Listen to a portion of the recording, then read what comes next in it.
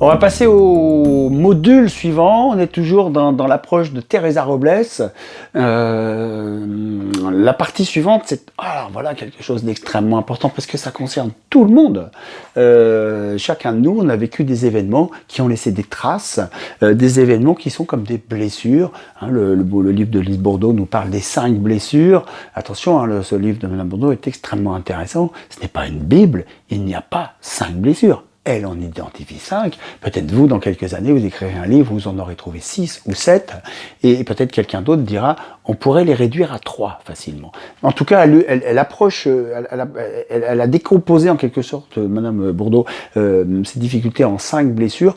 La notion de blessure revient souvent dans notre vocabulaire, dans la littérature de notre profession. Donc c'est intéressant de parler des blessures. Ce sont des moments de notre vie qui ont laissé une marque, une cicatrice, et qui va continuer à s'activer parce qu'elle n'a pas cicatrisé, justement. On pourrait, en EMDR ou dans d'autres techniques, ou même en hypnothérapie, parler de traumatisme, c'est-à-dire c'est quelque chose qui n'est pas encore une cicatrice, qui reste une blessure, donc c'est fragile, ça s'infecte par moments, ça fait mal si on y touche, et c'est toujours quelque chose qui peut s'infecter, et on reste donc sensible à cette blessure tant qu'on n'a pas cicatrisé, puisqu'une cicatrice, c'est toujours une blessure. Mais on n'a jamais mal à une cicatrice. Voilà. Alors les blessures, celles qui nous sont propres, et puis dans un autre module, dans une autre partie de ce texte que je vous laisserai voir vous-même, on reprend le même travail, mais avec les blessures dont on a hérité. On commence là à être dans une approche transgénérationnelle, parce que effectivement, transgénérationnel au sens très simple du terme, on ne va pas chercher des choses ésotériques. J'arrive dans une famille où mes parents ont des blessures, ils vont en parler, ils vont agir, eux, parce qu'ils sont aussi sensibles de cette blessure, et comme je suis en imprégnation dans mon milieu, et que je suis proche de mes parents, eh bien je vais capter ces blessures, parfois je vais en hériter, parfois ils les poseront sur moi, en me disant tout petit, attention, méfie-toi, moi j'ai appris ça de la vie, méfie-toi des hommes, méfie-toi de la confiance, méfie-toi des autres, tu vois, moi j'en ai souffert quand j'étais petit, donc je vais hériter d'une blessure qui n'est pas la mienne, mais que je vais continuer à entretenir en tout cas, et qui va continuer à me faire mal par fidélité transgénérationnelle. Donc on abordera aussi après les blessures dont on a hérité. Pour l'instant, on commence par un petit texte que je vous invite à lire, qui peut aussi évidemment être un pré-talk. Gardez cette idée de pré-talk. Le pré-talk pose le sujet. Le pré-talk amène la personne à prendre conscience de quoi on est en train de parler. Le pré-talk est plein de métaphores. Le pré-talk suggère sans suggérer. C'est une conversation, c'est une manière d'amener le sujet. Et il y a énormément de choses qui se passent dans le pré-talk. Et d'un seul coup, on amène la personne. Dans le pré-talk, on parle du sujet. On parle du sujet dont on est en train de parler, pas du sujet personne. Hein. Voilà, on parle des blessures, on parle, vous avez remarqué, souvent dans notre vie, il y a des choses. La personne en prend conscience, elle commence déjà à faire ce travail transdérivationnel, mais il ne s'agit pas encore d'elle. Et dans la partie qui suit, hop, on va lui suggérer des choses, l'amener à faire un travail, et ce sera beaucoup plus facile parce que les informations dont elle a besoin pour faire ce travail correctement se trouvaient dans le pré-talk. Je vous le dis souvent, j'aime bien dire que le pré-talk, c'est le mode d'emploi que je donne à l'avance, que je pose. Il ouvre, il entrouvre les fenêtres et hop, ensuite, le plateau thérapeutique se passe tranquillement parce que tout se trouvait avant a été suggéré à un autre moment. Alors, elle dit, voilà, nous souffrons tous de blessures au cours de notre vie, tous, je pense qu'on peut le dire, et en général, toutes les blessures cicatrisent. Là, on est dans la métaphore de la blessure physique qui cicatrise, mais elle cicatrise si on les laisse cicatriser. Les yeux fermés, appelez votre sagesse universelle, et demandez-lui, sans avoir à vous souvenir de quoi que ce soit, de manière confortable, de vous aider à cicatriser vos blessures. Hop, une petite phrase typiquement Teresa Robles. Et encore là, si on va ouvrir cette phrase, vous allez voir qu'elle n'est pas anodine. Les yeux fermés, appelez votre sagesse universelle. Les yeux fermés, appelez votre guide intérieur, appelez votre moi profond. Ça veut dire qu'en appelant mon moi profond, ou ma sagesse universelle, moi, je n'ai pas besoin de savoir forcément tout ce qui va se passer. Demandez-lui, sans avoir à vous souvenir de quoi que ce soit. Là aussi, c'est important. On se doute bien qu'au moment où on dit à cette personne dans le pré-talk qu'on a tous vécu des blessures, elle pourrait se mettre en mode scan, commencer à faire des recherches dans sa mémoire, mais en mode très conscient, de tous les moments où moi aussi j'ai eu des blessures. Elle pourrait penser qu'on va lui demander tout à l'heure de les identifier, de les lister toutes. Alors on lui dit, sans avoir à vous souvenir de quoi que ce soit. Et de manière confortable, on aurait pu dire là de manière automatique, demandez à votre respiration, à votre moi intérieur, à votre sagesse, de vous aider à cicatriser vos blessures. Si je demande à mon inconscient de cicatriser les blessures, je suis en même temps en train d'accepter l'idée que ce n'est pas moi qui vais devoir le faire en pleine conscience. Voilà pourquoi c'est important de placer ça ici. C'est vraiment une suggestion indirecte parce qu'on aurait aussi pu dire votre inconscient va le faire et vous, je vous demande de ne pas le faire. Mais c'est plus habile de le faire comme ça. Voilà, et des blessures qui vous ont fait souffrir dans votre vie, vous, moi, nous, tous. Toutes les blessures cicatrices, on les laisse cicatriser, mais parfois les blessures nous font peur. On les recouvre pour ne pas les voir. Parce que voir la blessure nous rappelle le choc, évidemment. Si je vois la cicatrice, je me souviens de l'accident. Parfois, ces blessures nous font peur, on les recouvre pour ne pas les voir. Et on croit de cette façon que tout s'est arrangé. Ben oui, on fait l'autruche, en quelque sorte. Hein. On est tranquille pour un temps. Mais les blessures restent ouvertes, en attendant d'être soignées. Parfois, ce sont des blessures grandes, profondes, d'autres fois plus petites, mais nombreuses, alors que certaines blessures commencent à se fermer, d'autres peuvent se former par-dessus. Ah oui, des blessures, les blessures de nos blessures. Nos blessures nous ont fait du mal, et avoir du mal, et avoir toute cette douleur dans notre vie fabrique d'autres blessures qui viennent par-dessus les blessures. Le problème quand on garde des blessures ouvertes, c'est qu'elles continuent à faire mal. Elles continuent à nous épuiser. On perd alors de la force, de l'énergie, on s'affaiblit. Et elles peuvent même s'infecter. On est toujours dans le pré-talk, hein. Je vous invite à laisser votre sagesse universelle, force, etc., inconscient, cicatriser ces blessures grâce à votre respiration. Et voilà. C'est là que Teresa Robles utilise toujours la respiration. Parce qu'au moment où je dis observer, ou laissez votre moi intérieur cicatriser les blessures grâce à votre respiration. La personne va observer sa respiration à ce moment. Recentrez-vous sur la respiration. Ressentez-la, cette respiration. Ça fait qu'à ce moment-là, hop, elle est en train d'arrêter de se demander quelle blessure elle va cicatriser. On veut la ramener. On veut lui suggérer que l'inconscient va le faire, mais il faut amener cette personne à ne pas faire ce travail volontairement, ne pas déclencher de processus interne. Voilà pourquoi on va utiliser par moment cette respiration, ou le guide intérieur, ou la sagesse universelle. Il y a des personnes qui veulent garder leur blessure ouverte, pour se souvenir de ce qu'on leur a fait, et éviter que ça se reproduise. On le connaît tous, ça. Je pourrais guérir de cette blessure. Et parfois, vous l'entendrez chez des personnes qui ont vécu un traumatisme, en hypnose ou en EMDR ou dans d'autres techniques, et qui, avec leurs mots à eux, expriment qu'ils voudraient bien qu'on travaille sur ce traumatisme et qu'on les aide à le dépasser. Si j'ai vécu une relation très toxique qui m'a détruit, anéanti pendant des années, je voudrais bien faire de l'hypnose pour l'oublier. Mais j'ai peur qu'en l'oubliant, je fasse plus attention et que je retombe sur quelqu'un qui produise encore le même résultat.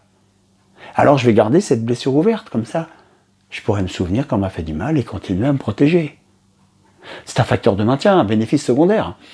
Donc, on le suggère. On dit, certaines personnes préfèrent garder leurs blessures ou veulent garder leurs blessures. On pourrait même dire que certaines personnes pensent que c'est préférable de garder leurs blessures. On pourrait même dire que certaines personnes ont fini par penser et croire que c'est mieux de garder sa blessure, de se souvenir de ce qu'on leur a fait pour éviter que ça se reproduise. Ça me paraît peu pratique. On pourrait remplacer pratique. On pourrait dire, on peut le comprendre, mais en même temps, ça paraît quand même un petit peu particulier. Il est préférable de se souvenir de prendre soin de soi et de se protéger. En regardant les cicatrices, mais sans la douleur. Pourvu que vous décidiez de laisser votre respiration cicatriser vos blessures de manière protégée et de manière automatique. Protéger, ça veut dire bienveillante. Automatique, ça veut dire laisser votre respiration le faire. C'est extrêmement puissant et efficace. Si je vous amène ça dans le maître praticien, c'est parce que c'est vraiment quelque chose qui est vraiment, vraiment, vraiment efficace, quelque chose qui va vers un changement. C'est à la fois bienveillant, c'est plein de liberté, c'est plein d'imaginaire, et ça amène la personne à laisser les choses se faire parce que au fond d'elle, elle veut aller mieux. Hein. Toutes les blessures cicatrisent si on les laisse cicatriser. Pour qu'elles cicatrisent, il est important de les laisser à l'air libre, de les nettoyer, de les soigner d'une façon plus protégée possible et en évitant de se faire du mal.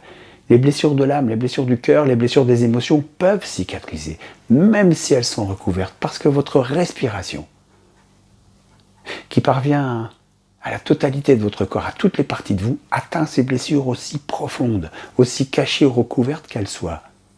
Et elle va les cicatriser.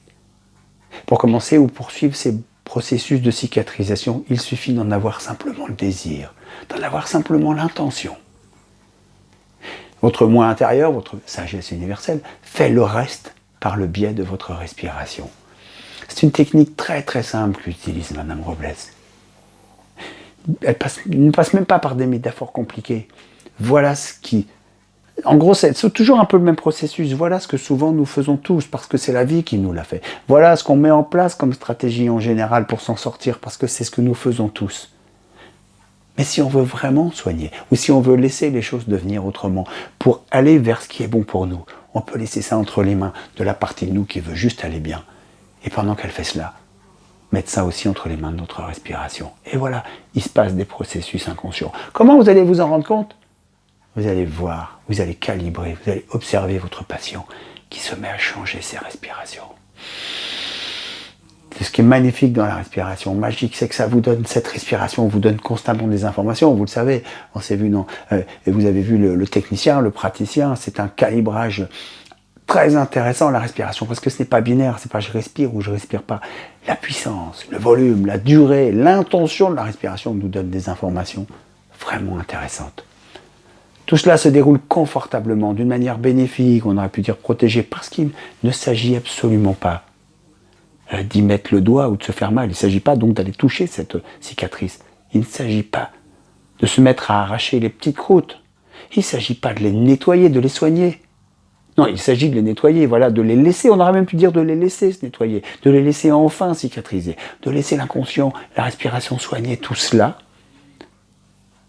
et que ça se mette à cicatriser, que ça puisse enfin se cicatriser. Toutes les blessures cicatrisent si on les laisse cicatriser, et quand elles finissent par cicatriser, elles deviennent des souvenirs indolores. Des souvenirs de ces mauvais moments qui se sont passés. Des souvenirs qui deviennent des expériences, comme plein d'autres expériences de notre vie, ont été désagréables au moment où on les a vécues. Plein de situations ont été inconfortables, comme si on avait été piqué par une aiguille, c'était douloureux sur le coup, et puis la douleur est passée, et c'est devenu une information, et on a pu dire, je me souviens que c'est vrai qu'à l'époque. On pourra ranger ça dans notre grande bibliothèque de souvenirs, et utiliser la métaphore de la bibliothèque. Et la voilà partie, le pré-talk qui est terminé, de là où tu es, d'une manière confortable, protégée, commence par rappeler ta force intérieure, sagesse universelle, celle qui est la tienne, voilà. Et en lui répétant en toi-même, intérieurement, on n'est pas à voix haute, là on est en hypnose, voilà, je suis ton moi intérieur, je suis ta sagesse universelle, je suis moi en train de soigner mes blessures. Et demande à cette force intérieure, sagesse universelle, de prendre ce travail entre ses mains, ou demande à ta respiration de prendre ce travail entre ses mains. Remarquez qu'on dit entre ses mains pour une respiration, hein, on est déjà en train de la personnifier ou de la chosifier, on est toujours chez Teresa Robles dans une forme de réification, hein. Il y a toujours cette réification chez Teresa Robles d'une manière très simple, très fluide, et encore une fois c'est un langage qui fonctionne avec tout type de personnalité, un chef d'entreprise, un cadre supérieur, une personne qui est extrêmement logique et cartésienne, n'a aucun mal, aucune difficulté à mettre en place ces techniques et à les laisser se dérouler. C'est à la fois très imaginaire, c'est à la fois très métaphorique et à la fois très simple. On pourrait le faire avec un enfant aussi. C'est l'avantage de ces techniques. Et les yeux fermés sans avoir à te souvenir des choses concrètes. Tenez, ça ressemble à notre technique précédente. Sans avoir à te souvenir de choses concrètes. Suggestion indirecte. Inutile d'aller commencer à scanner quelles sont les blessures que tu as besoin de guérir parce que ton inconscient le sait. Observe seulement, imagine comment se présentent ces blessures. C'est malin, elle dit observe, et comme peut-être la personne, probablement, ou peut-être cette personne pourrait dire après, j'ai pas réussi à imaginer, ou à observer, plutôt à aller voir les blessures, elle dit observe, imagine. Observe, imagine comment se représentent les blessures. À quoi elles ressemblent. À quoi elles pourraient ressembler si vous êtes en face de quelqu'un dont vous vous doutez que cette personne n'arrivera pas à se représenter les choses parce qu'elle vous l'a dit, par exemple. Eh bien, observe ou imagine. À quoi pourraient ressembler ces blessures? Celles qui t'ont fait souffrir tout au long de ta vie. Mais c'est pas très difficile parce que la métaphore de la blessure, comparer, faire le lien, faire comme ça ce parallèle entre un événement qui a été difficile et une blessure physique de notre corps, on le fait depuis toujours, on dit c'est une blessure. Donc c'est très facile, voilà. Tout au long de ta vie, imagine, est-ce que ce sont des coupures, des déchirures, un bleu dû à des coups, des plaies, une ulcère? Bon là, vous pouvez utiliser ce que vous voulez comme description. Est-ce que ça s'est infecté, etc. C'est la proposition du texte de Madame Robles. Observe, tu les perçois peut-être comme des images, ou peut-être ça reste simplement des idées. Imagine comme elles sont. Là, ce sont des images ou peut-être que des idées. C'est la suggestion aussi que si rien ne vient à ce moment-là et que vous n'êtes pas en train de vous représenter l'image d'une blessure, c'est pas grave, j'ai une sensation. Peut-être c'est simplement quelque chose qui vous traverse, une impression. C'est pour éviter de déclencher, encore une fois, les processus internes. Imagine comment elles sont, dans quel état elles se trouvent. Rappelle-toi que toutes, les petites et les grandes, aussi terribles qu'elles paraissent, toutes les blessures cicatrisent si on les laisse cicatriser. Là, la suggestion, c'est qu'il est temps de laisser partir les choses. Il est temps de faire le deuil, peut-être de la réparation, faire le deuil de la colère. Il est temps de faire le deuil de tout ce qu'on attend et qui n'arrive pas pour cicatriser ce truc. Il est temps de ne plus attendre du reste du monde quelque chose qui va nous faire cicatriser. Il est temps. Voilà, peut-être. Parce que toutes les cicatrices, toutes les plaies finissent par cicatriser si on les laisse, si on arrête de les gratter. On voit bien le parallèle. Ou d'en arracher la croûte. Et là aussi, on comprend très bien le parallèle. La façon la plus simple de cicatriser tes blessures, c'est de te contenter d'observer. Et voilà. Peut-être de laisser la respiration. Nous y voilà, reste là à les observer. Comme tu les imagines. Tu peux les imaginer, si tu veux, à l'extérieur de ton corps, les regarder, ou dans n'importe quel autre endroit. Observe-les de l'extérieur, d'une manière confortable, comme si tu étais en train de voir un film à distance, un film qui peut être flou, si c'est plus confortable pour toi. On est en train d'utiliser les mêmes sous-modalités que dans les dissociations simples. On aurait pu rajouter, comme avant, un film dont on sait qu'il se termine bien, suggestion.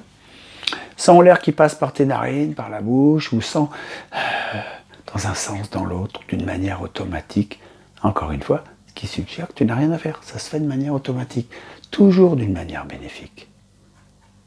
On suggère, pour ne pas risquer de transformer ça en quelque chose de pire, laisse ta respiration et qui atteint la totalité de ton corps, toutes les parties de toi. La respiration, recentrer quelques instants la personne sur sa respiration, c'est la ramener dans l'état, c'est réapprofondir l'état modifié de conscience, parce que peut-être ce qu'on vient de lui expliquer là, la ramener un petit peu à la surface. La respiration, ça remet encore, c'est un réapprofondisseur d'état modifié de conscience, de toutes les parties de toi, totalité, parvenir jusqu'aux blessures. Et voilà, on va utiliser tout ça. À travers tout le texte, je vous laisse continuer à voir le texte, c'est en train de se cicatriser, les blessures se cicatrisent, à la fois des suggestions indirectes, à la fois des suggestions directes. Et puis on continue, voilà, les souvenirs, ça devient des souvenirs indolores, souvenirs de ces moments, des mauvais moments. Elle te rappelle que tu as survécu. Nous voilà dans le renforcement du moi. Ça te rappelle que tu as survécu, que tu t'es renforcé grâce à elle. Ça te rappelle tout ce que tu as pu apprendre, tout ce que tu as... rappelez-vous, c'est la sagesse de l'expérience. Qu'est-ce que j'ai appris de tout ça que je ne savais pas avant? Tu as remarqué comme elles sont en train de cicatriser. Peut-être que tu peux le remarquer, ou peut-être pas à cet instant, mais elles cicatrisent. Elles cicatrisent toujours. Je suis sûr que tu pourras te rendre compte de la façon dont les blessures se sont déjà améliorées. Et plus tôt que tu ne l'espères. Demandez à tous... Non, là c'est un petit morceau de texte qu'on ne va pas prendre ici. En tout cas, voilà, on a suggéré ces blessures, etc., toute cette difficulté que ça se guérit tout seul, ça se remet en place, la respiration le fait, la force intérieure ou la partie qui veut aller bien, c'est en train de se cicatriser. On la demande à la personne de visualiser ou de se représenter les blessures, mais aussi de se représenter les blessures en train de se guérir. Regarde comme elles sont en train de se guérir. Et ça, c'est une capacité de notre esprit incroyable. Vous le savez, la visualisation. Et comme elles sont en train de cicatriser, si tu veux, prends un moment pour sentir ta respiration, en te souvenant, dans les moindres détails, de moments réels ou souhaités, où tu te sens comme tu aimes te sentir, où tu vis comme tu aimes comme tu aimes vivre, où tu prends plaisir à la vie, parce que tes blessures sont déjà cicatrisées. Alors voilà, en fait, on suggère à la fois de retrouver des états ressources, des états internes dans lesquels on était calme, on n'avait pas cette sensation de blessure, de ressentir cet état interne parce qu'on retrouve ces situations en même temps qu'on suggère que cet état interne il est dans le présent parce que maintenant ça y est, elles sont déjà cicatrisées. Et puis reconstruit, reconstruit ce moment dans tous ses détails, observe quelle heure il est. Donc là, on attire aussi l'attention de la personne sur autre chose, on la fait focaliser, on lui fait parcourir les phagogues, tous les vacogues d'une situation particulièrement, on retrouve les couleurs, les formes, la température, l'atmosphère. Voilà, hop, la voilà partie, pendant qu'elle est en train de se représenter.